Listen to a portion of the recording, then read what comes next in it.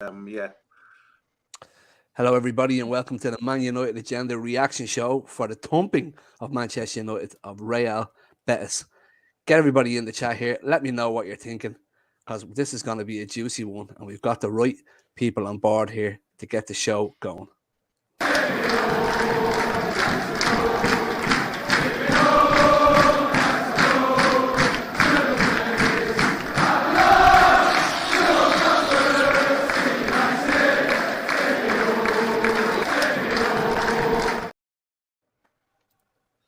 So, everybody, hello and welcome to the Man United Agenda. And before we kickstart this show tonight, I just want to say a big props to the guys from the Watch Along.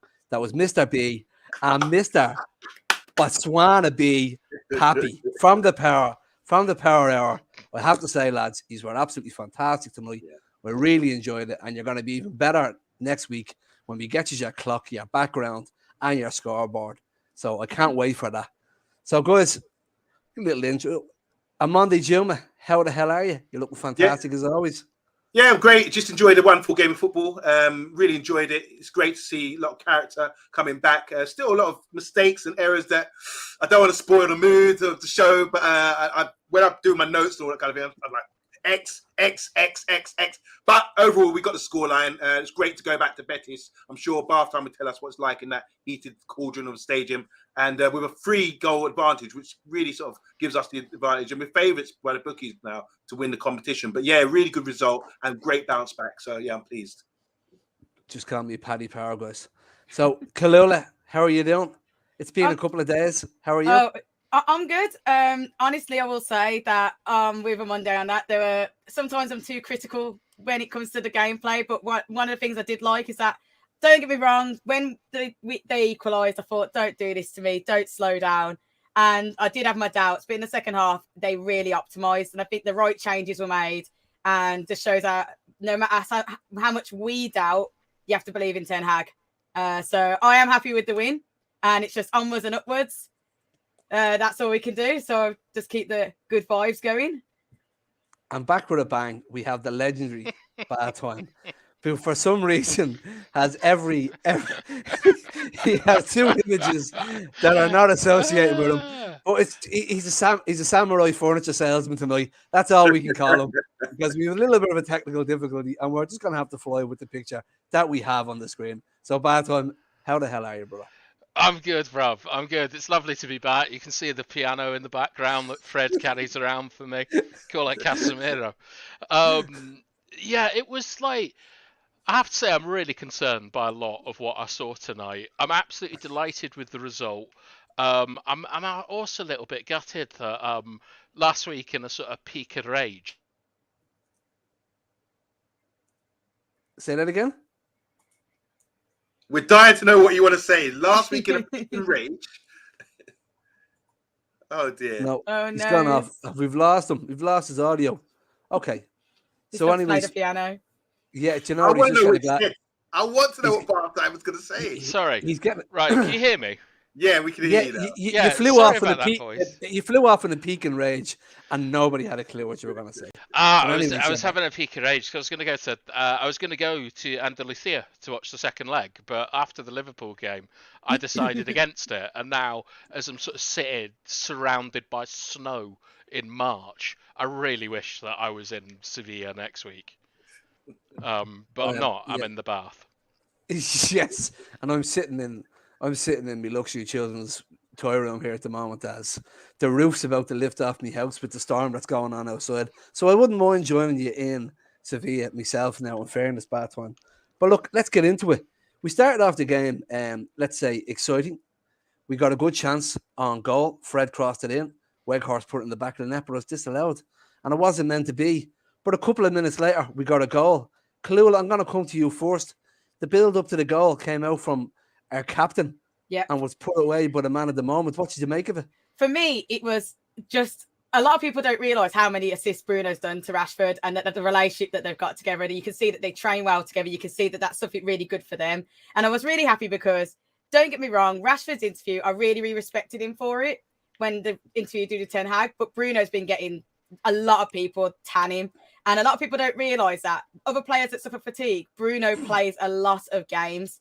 and he did for seasons for us. And I think he does deserve to be captain. Yes, he loses his head. We all do. But tonight, to get that assist so early in the game was just like, guys, look at that. I'm still here. I'm still working with the team. And then Rashford with that finish. And it was good to have it so early on as well, because it energized the fans, like, the 12th player in the Theatre of Dreams. And it was what we needed. It was good that we scored first. That was my worry, that we wouldn't. I didn't want to be the comeback kings of Justice and Doom once again. I'm glad we got it first. No, it was. And it was a nice start to the game.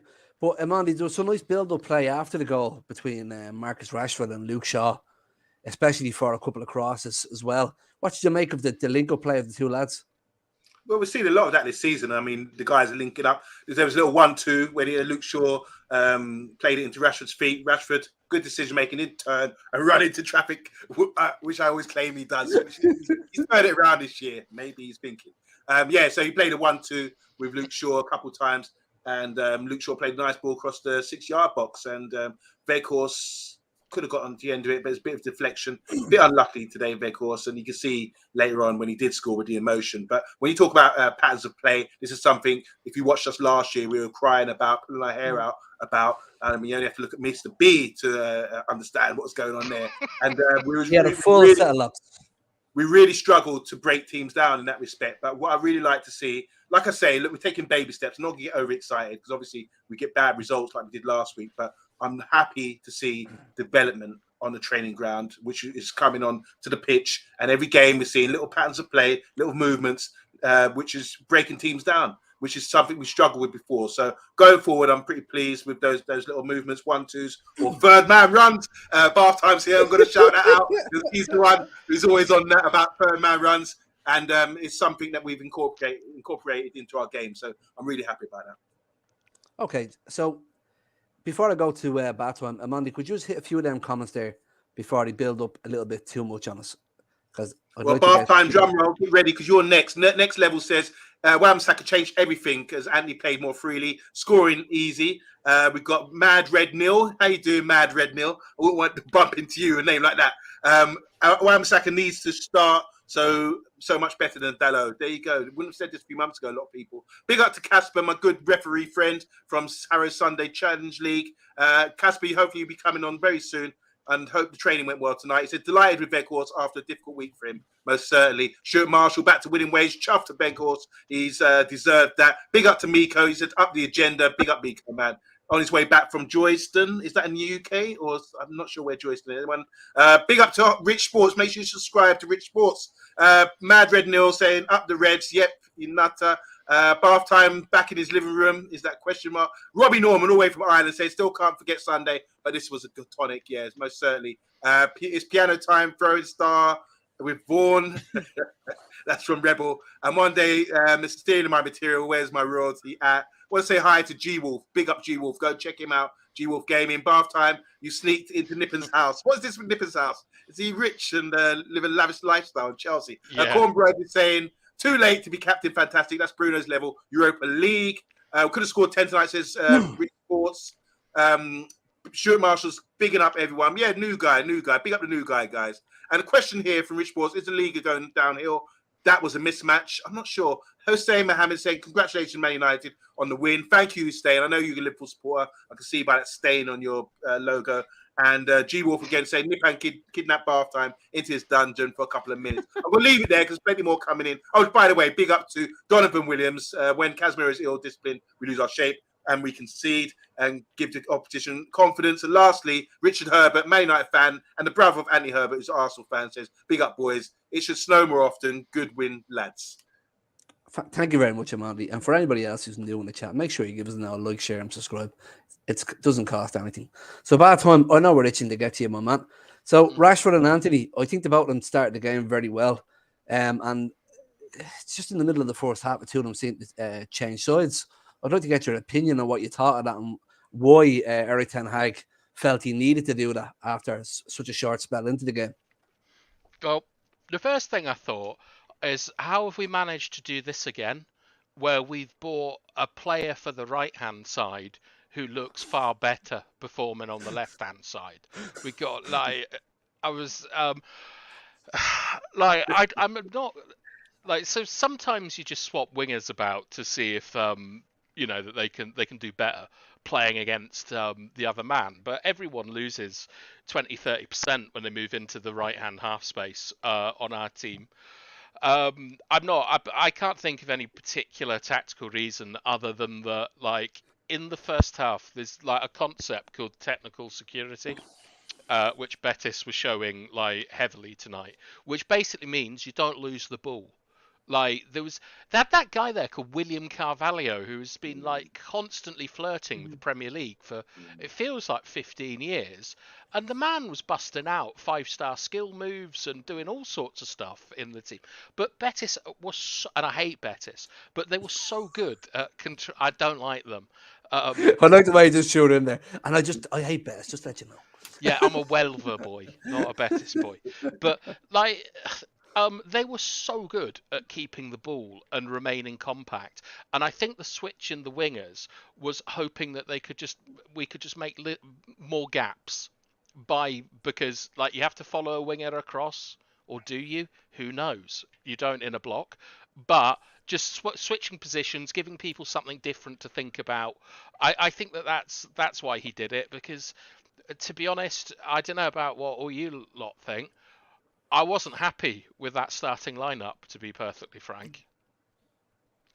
I would tend to agree with you, and that would lead to another question I had: that why did he start with the same starting lineup at that time, and then all of a sudden just take Dalot out of the lineup and bring Aaron Wan-Bissaka in the second half? He's clearly not doing it because players are tired, because Aaron Wan-Bissaka made a massive difference in that second half. So, like, is Eric Ten Hag trying to play the same team until they start winning games off in the first half, and then he goes, earn your right to come out as a sub in the second half? Omondi, why is he doing it?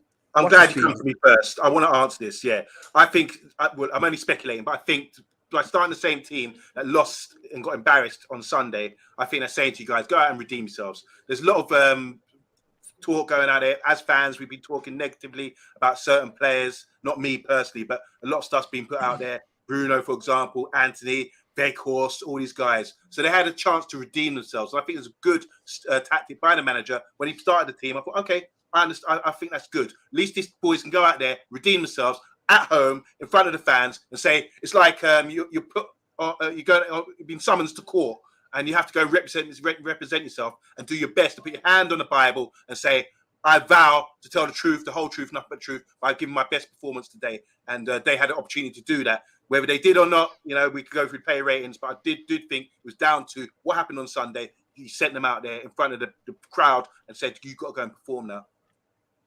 CALLULA. I think he's being too nice. That I'm being brutally honest. I don't think it was the right call at all. As soon as I saw Dalot, I was like, what are you doing? How much can someone fail at life? Like, I'm sorry, it sounds harsh, but he didn't deserve to be on the pitch, and he did exactly what I knew he was going to do. And that Wan-Bissaka should have been on from the start. That was my one thing. I looked and I thought, what is he not doing at the start? Why is he on the bench? The other guys, like Weghorst, having to like defend himself. His one was just ridiculous because it was more just the public jumping on something, and I do believe it was just banter. Bruno, I think a lot of people forget what Bruno has done for us for a very, very long time, and easily forget that. Any true fan knows that Bruno, really, we should be giving him spa days because he played every single game for so long. He deserves that band, even with the mistakes, and I understand his frustration. It's more that, yeah, as a Man United fan, you're going to get targeted left, right, and centre. But Dalot, for me, that was the one I was just staring at. If I could have been in like an X-Men with like Cyclops, I was just staring at that, like, get it off, game off. I was so disappointed. Bad one. There has to be method to Eric Ten Hag's madness for starting Diogo Dalot over Aaron Wan-Bissaka after the Liverpool game against a team like Betis. Now, with you, which I know how about Betis and what way they play, why would you think he would have started Dalot over Aaron Wan-Bissaka?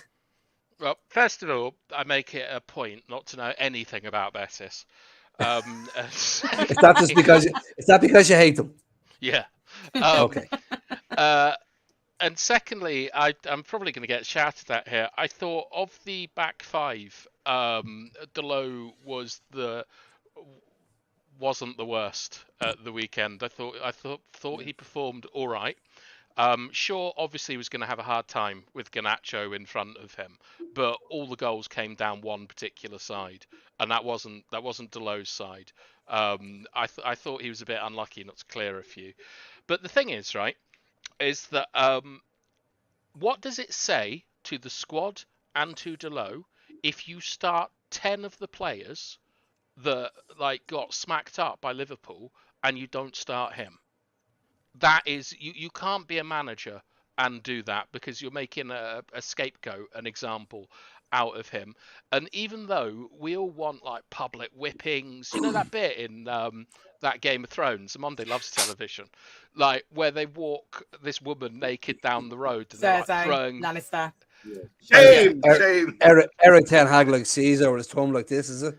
Yeah, like they're just throwing fruit at her. Like they obviously haven't been to a Tesco recently. She can't get any.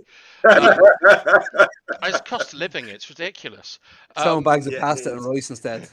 Yeah, exactly. Declan Rice. Microwave rice. But you sort of like, although we want a public castigation of them, which like you can't do that to your teammates and your employees and the family that you've created. You have to show trust in these players, because Eric Ten Hag is just as much as fault as they were for the performance, right? You have to share it collectively, and he either put out a whole new 11, or he sent the same 11 back on the pitch to try and redeem themselves. There's absolutely no way a sane person would have put 10 of that team out and left one out and not expected huge problems. Debate time. CALLULA, Okay. you go first. So Go. you're saying that, but we know that Ten Hag said that if you don't do your job, you don't get to play. Now, are you telling me that Rashford scoring all our goals and being late to a meeting meant that he didn't get to go on the pitch, but because they got smacked around by Liverpool, that he got to go on the pitch? That's, to me, don't say that Ten Hag hasn't done before and gone, you know what, you're on the bench because you've been naughty. So if you're naughty, you get to stay on the bench because it's okay. But if you play like crap, you get to go on because your friends going on the pitch. This isn't school. Tag team? Sorry, can I just tag team with you, CALLULA? Let me tag me in, please. Okay, tagged. Tag. All right. Just about as well. I do think the manager, I think he's not equally responsible for what happened on Sunday. He will tell the players what to do. He's got instructions. What he doesn't, what he expects from all the players is to put a bit of effort in as well. He can't do anything about that. I think the players have to be responsible for that. So when he says you got to do extra work when we lose against Brentford 4-0, you've got to come in the next day, it's because you haven't put the work in, you haven't done something that he requires. So I think the manager can stand aside and say, no, I asked you to do this. I gave you instructions. You didn't fulfill what we wanted you to do. So I say it's more 30% management, 70% players on Sunday, my opinion. All right, Pat, are you joining in with this? You know, I know I can see that piano tapping in the background, and I know you're itching to get in there. Yeah, no, I'm just wondering if there's anyone else who wants to come in. Like, there's a lot of room in here. Right, so first of all, to your point, CALLULA, they're separate things that you're talking about. One is you're talking about poor discipline, and one is you're talking about poor performance. Like, yeah, no. Well, you are, because Rashford was benched for 45 minutes because he was late to a game. Garnacho was withdrawn from a squad because he was late. That's about discipline in the squad and about a culture in the workplace of, like, of just the basics, being on time, being dressed, like all these sort of things. Isn't their job to play football properly? Yeah, their job is. So if you're going to do like a employment contract on me, that would be in their employment contract as well. It would be performance-based. So when you go for a job, you've got to make sure that you turn up on time, you get performance-based, or you're not going to get through your probation. So it, in turn, is just as important as each other. Not really, because I mean, like, sort of like a so you'd prefer to lose. Based, would you mind if I finish my point? That's fine. Sorry. Thank you. Like, sort of performance-based wages are not conducive to like long-term employment, for one thing, and these are assets that we need to protect. And the second thing is that like you don't want a culture of fear in your club. Like, I know everyone seems to think that if you don't perform, you'll be dropped. Like, of course, you have to perform to a certain level. But if you go out and you have this constant fear upon you, you're not going to be able to perform to your best. It's one of the strongest findings in in occupational psychology. And to your point, Amonde, about how the manager shouldn't share any of the blame. If Woodlands are playing, you're 3-0 down against your fiercest rivals, and there's like 40 minutes of the game to go, 30 minutes of the game to go. Would you shut up shop?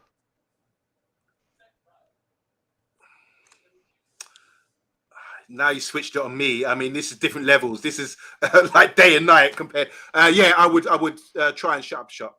To be honest, yeah, I would. Yeah. Do you think that would have been what? Do you remember when we lost a league title on goal difference because we shipped 6 against City? Balotelli. Okay. Why always me? Yeah. Like this season, we have had some absolutely horrendous results. Right, we've been 4-0 down at half-time twice. That's the season's not even over. God, the records are made to be broken. Who knows what's coming next?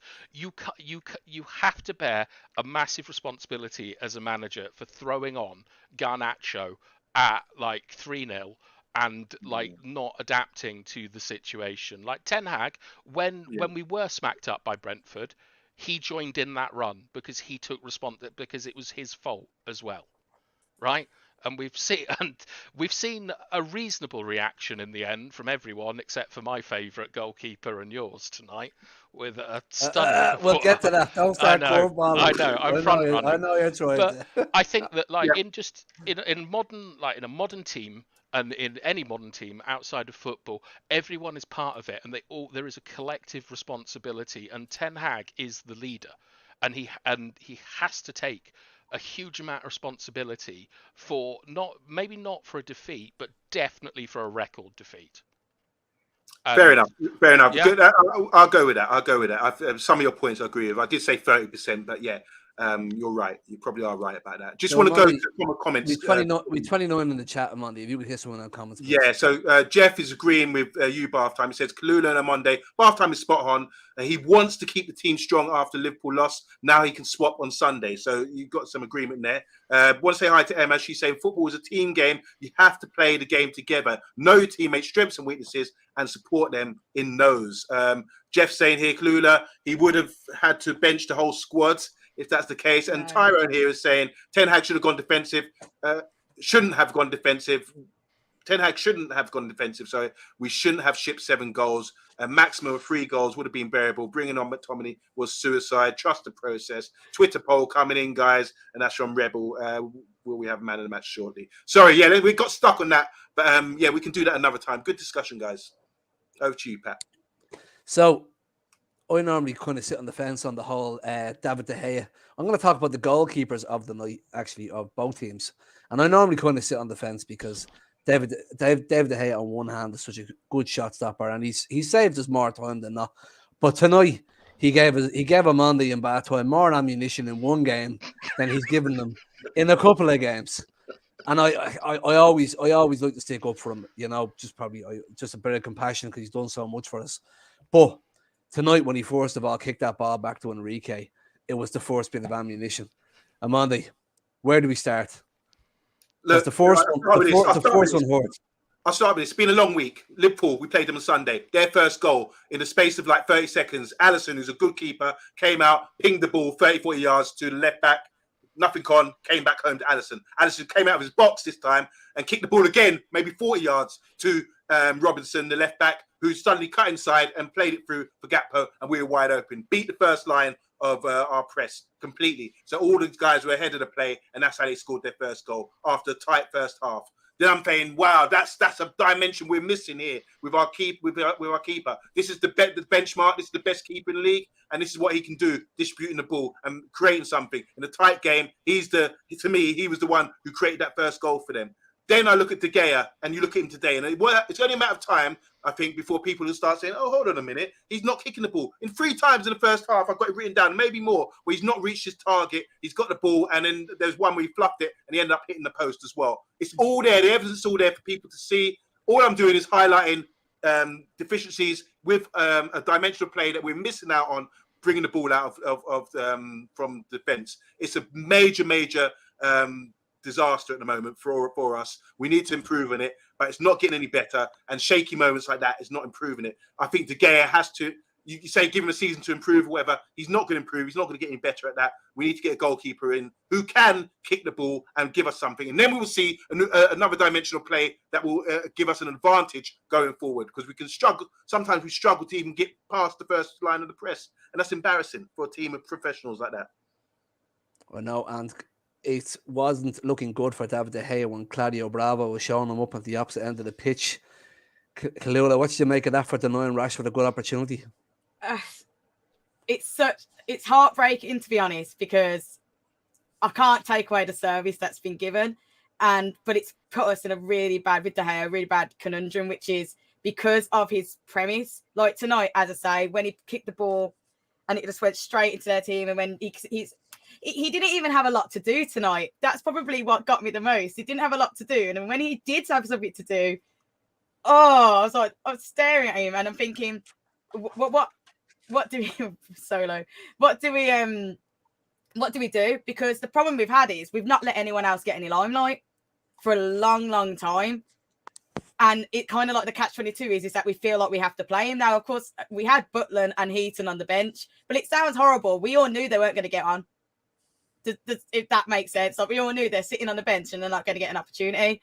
So for me, De Gea has been, I agree with Monday that it's not going to change, but I honestly don't know after tonight, looking at the 2 goalkeepers, what do we do? Do we slowly edge another goalkeeper in, or what? It's such a massive question.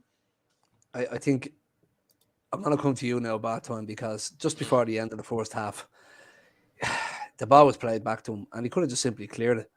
But he kicked it, I think, without even looking straight to Real Betis player.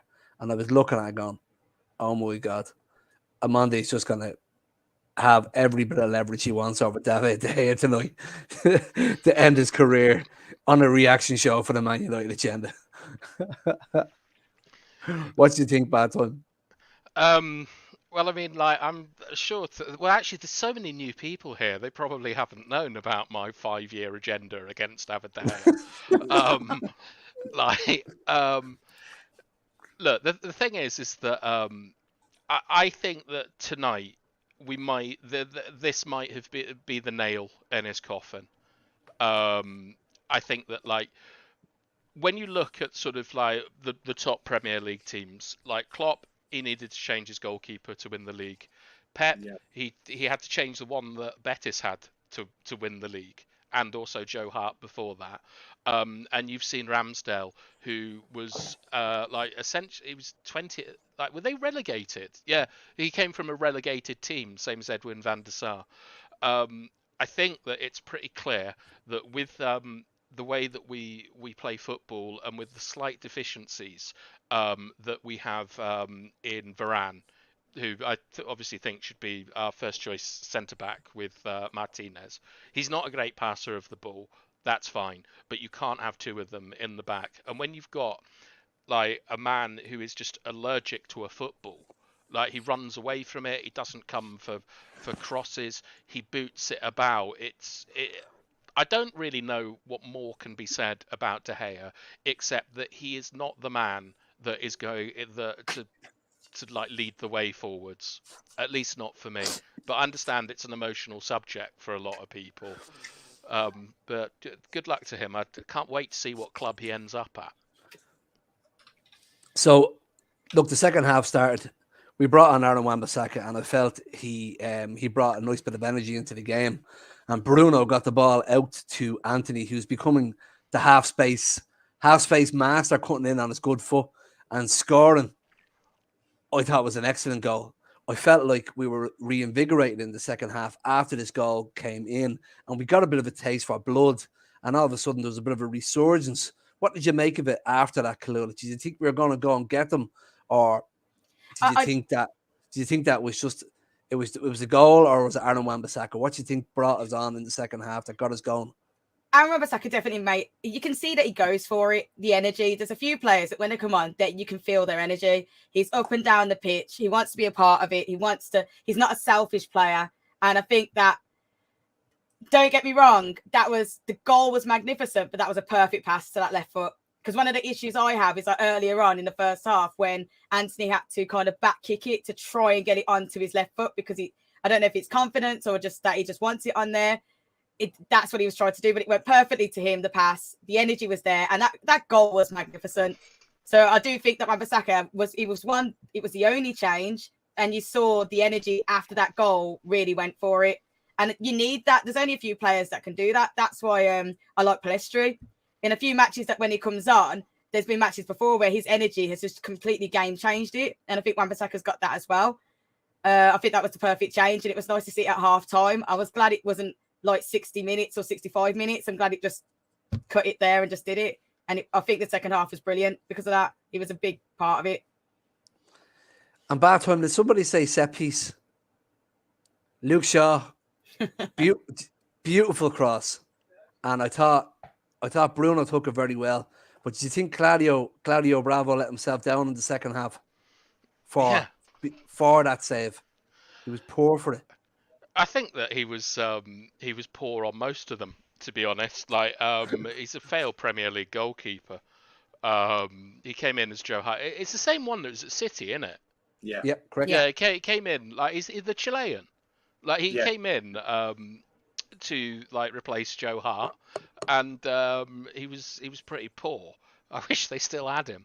But I mean, like, I think all our goals had a huge amount of luck to them tonight. Like, Bruno's header was good. Varane did some excellent naughty stuff. Like, did you like that, Omondi? Yeah, I love it. Yeah. Like, I don't think I've ever seen an elbow pull before on that level. But like Bruno, does Bruno get an assist for the first goal? I think surely so. not. Surely no, because not. it was that bad of a cross. He shouldn't deserve a cross because it was more of a pass back or a deflection. And like, I mean, like McTominay hit a beautiful volley. That was lovely technique, and Weghorst like did his utmost to miss it, and it still went in. And then I could have bloody killed Anthony when he tried. Do you know what? That could have. You don't. Goal of the season. You don't want to go to Sevilla like with just a 1-goal cushion or whatever it was at the time. There's a whole queue. There was like 6 people having a picnic to his left, and Anthony just sort of like chips it up. But I was like Luke Shaw. I'm really pleased that like he had a good game, and I think that in the first half we were not good. Like, we weren't looking after the ball. Casemiro in particular was losing it far too much, and even though he went to ground a lot in the second half, which Monday, you know, I hate as a pivot player. You can't be doing that. I thought the lads pulled in really well, and when Shaw gave that ball to Bruno, it was like, it's sort of like, it looked like something out of a 1980s teen comedy, like a John Hughes film, where it all sort of freezes and you just see all these happy faces together, all smiling and hugging, and then Weghorst having an emotional breakdown. He finally scored a goal. He looked like Tim Robbins at the end of the Shawshank Redemption. He's finally escaped. It was amazing. But I don't know, Pat, what did you reckon? Were they lucky goals? Did we get away with one? Were we amazing? Rashford hit his with absolute power at the goalkeeper. I don't think he would have much chance on that. Anthony, he took his goal well. Bruno's, I think we got the bit of luck for the header. And when Weghorst took that last shot, he didn't. I think he caught it with the inside of his shin pad and not his foot, and it went to the bottom corner. And if it hadn't went in, I was going to cry for the man. Absolutely cry for the man. But he did. When he celebrated that goal, you swear he got a couple of bolts up the backside the way he was celebrating. But I couldn't have been happier for the man, because I just thought it was going to be one of them nights. And I just want, Amandi, if you wouldn't mind, there's 28 in the chat. I just want to get a few people's opinion on Weghorst's performance. And before we wrap it up, is this his level? Is this what he's going to be for us? Is he the stand-in player who's going to be the workhorse until we can replace him? Because I'm happy with what he does off the ball. I just would like him to be a bit more clinical, but maybe is this his level is what I'm asking. It's interesting to see what people think about it. There's been a lot of comments about De Gea in the comments section right now. People are sort of almost in agreement now about his distribution. They accept it. They've come to terms with that now. So they're saying bringing in a next keeper who can kick the ball and make them fight it out for their place next season, maybe. Regarding Weghorst, get your comments in, guys. Let us know what you think about that. Just regarding Anthony as well. I hear Anthony people saying, oh, he's only got 1 foot. But as James Brown says, get on the good foot. If you got the good foot, get down, get the good. And that's what he does. He gets on the good foot, and he's beautiful. That goal was lovely. He shows a lot of character. Sometimes character gets you through hard times, and he works hard, and he's a bit of a nutter running around the pitch, and I like that about him. So let's still get behind this guy. It was brave of the manager to play him again. If you drop someone like that, it said the manager saying himself, I'm not doing something right here. I think it's cool. And regarding Weghorst, I like him as a player. By the way, that Bruno goal was identical to what goal I scored. I scored a brace on Sunday, first game of the season. Exactly the same, near post, peeled off. You know, they were trying to mark me because I'm big. They were trying to mark me and just peeled off my marker, went that way. Coming near post, bam! You know, like that. Love that sort of goal. But anyway, Weghorst, I think, should gain confidence from that. I think sometimes with strikers, once you get that goal, even though he kind of fluffed it, like you said, he will gain confidence from that. We might see an even better performance. Imagine he scores goals and added to the work rate he puts in as well. He could become a cult hero with Man United, especially this season. Who knows? He could score in the cup final or something like that. But yeah, I love Weghorst. I love the emotion that he showed today as well. That will get the fans on side, and that will make fans forgive him for some sloppy finishing at times. Just a few comments here. Ben, how you doing, Ben? Vog would be a good signing, but maybe not starter, but a good option for us. A squad player would be perfect. Emma's saying here, love Weghorst. He's a passionate man who would give anything to the team and give out some assists as well. Tyron's saying, happy with Weghorst, good loan, but we need a top striker in the summer. Perhaps he'll stay as a squad player next season. So you can get the feel of what people are saying here. I love Weghorst also, says Zoe Media House. And Mr. B saying, OMONDI, the rust of Weghorst. Yeah, I was the black Teddy Sheringham at the weekend, playing in my number 10 role. Oh, God, yeah, anyway. No, it's not about me. Yeah, so anyways, guys, the black Teddy Sheringham. You're a big teddy bear now, right? Look, we've 28 in the chat, and make sure you give us a like, share, and subscribe. Thanks very much for everybody for joining us tonight. We really appreciate it. And Welcome we can't wait. Time. Yeah, welcome back, bad time. Can't wait to have you involved more now. I can't. So we have the preview show coming up this week, and we have Southampton the weekend. So guys, keep your eye out for all the latest updates we have coming as well, and we'll look forward to the game on Sunday. And Monday, anything to say before we hit the road? We're back, guys. Lift your head up, go into work tomorrow with your chest swell out, and just say, yeah, and what, we're back. Yeah, look, you got to bounce back. Shows a lot of character to get the win today. I think that sets us up to go through to the next round. It's going to be tough. This competition is getting a bit of credibility now. We look at the size left in it, and I think if we do win it, it will be seen as a major trophy. CALLULA, yourself?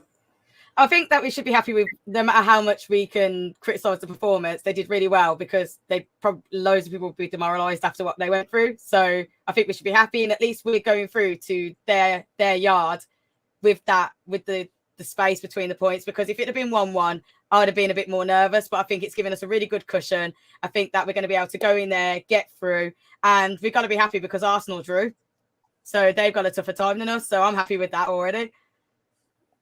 That's great. Thanks very much, CALLULA. And bad time. It was great to have you back tonight, even though you were a samurai piano playing furniture man.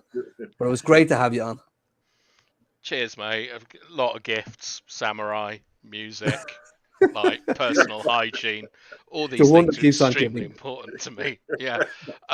Shout out to Rich Sports. I told Rich that I would plug his channel without asking permission from anyone. So like, go and see Rich Sports, and it's really nice to be back and to see everyone again, and up the Reds. Guys, thanks very much for all your support, comments, and likes tonight. We'll be back soon, and we look forward to the next one. Have a good night, evening. Bye bye.